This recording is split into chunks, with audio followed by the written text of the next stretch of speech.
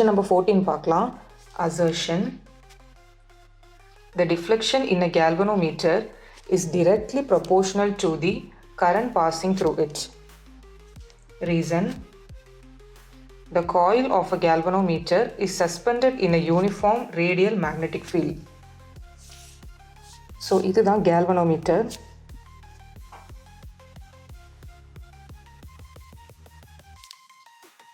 So galvanometer வந்து ஒரு instrument. அது எதுக்கு யூஸ் பண்ணுவாங்கன்னா ஸ்மால் அமௌண்ட்ஸ் ஆஃப் கரண்ட்டை மெஷர் பண்ணுறதுக்கு யூஸ் பண்ணுவாங்க.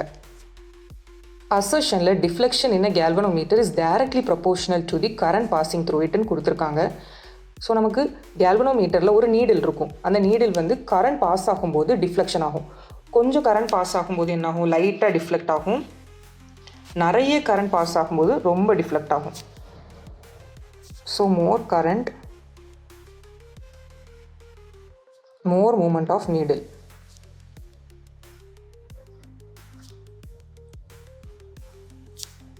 Less current, less movement of needle.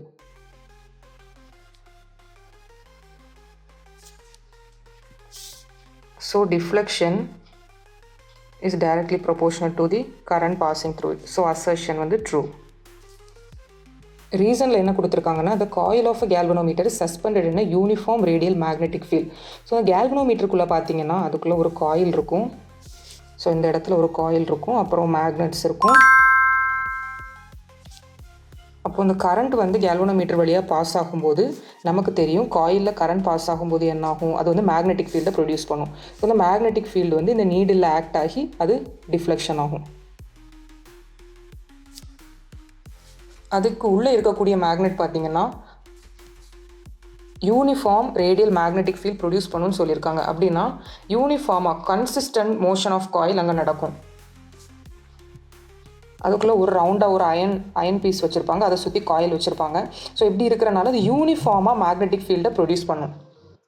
அப்படின்னா கேல்வனோமீட்டரில் பாஸ் ஆகக்கூடிய கரண்ட் டபுள் ஆகும்போது டிஃப்ளெக்ஷனும் டபுள் ஆகும். அப்படி பார்த்தீங்கன்னா ரீசனும் ட்ரூ தான்.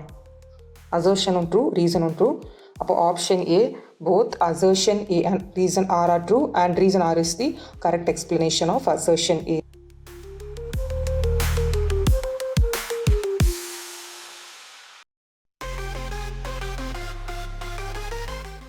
Question number 14 பார்க்கலாம். Assertion.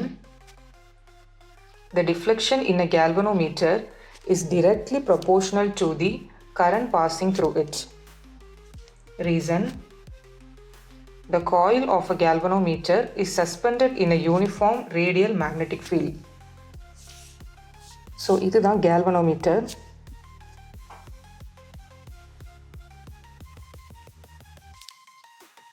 ஸோ galvanometer வந்து ஒரு இன்ஸ்ட்ருமெண்ட். அது எதுக்கு யூஸ் பண்ணுவாங்கன்னா ஸ்மால் அமௌண்ட்ஸ் ஆஃப் கரண்ட்டை மெஷர் பண்ணுறதுக்கு யூஸ் பண்ணுவாங்க.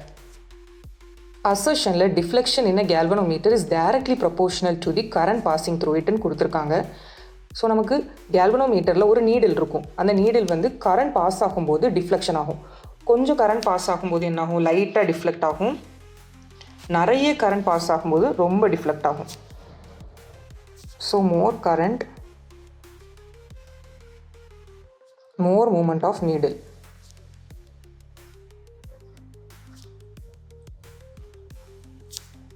Less current,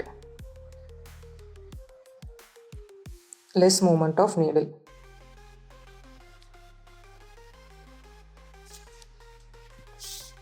So deflection is directly proportional to the current passing through it. So assertion வந்து true.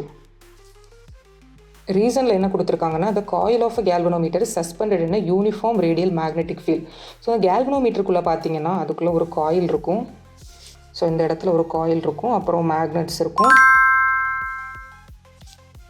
அப்போ இந்த கரண்ட் வந்து கேல்வனோமீட்டர் வழியாக பாஸ் ஆகும்போது நமக்கு தெரியும் காயிலில் கரண்ட் பாஸ் ஆகும்போது என்ன ஆகும்? அது வந்து மேக்னெட்டிக் ஃபீல்டை ப்ரொடியூஸ் பண்ணும். ஸோ இந்த மேக்னெட்டிக் ஃபீல்டு வந்து இந்த நீடில் ஆக்ட் ஆகி அது டிஃப்ளெக்ஷன் ஆகும்.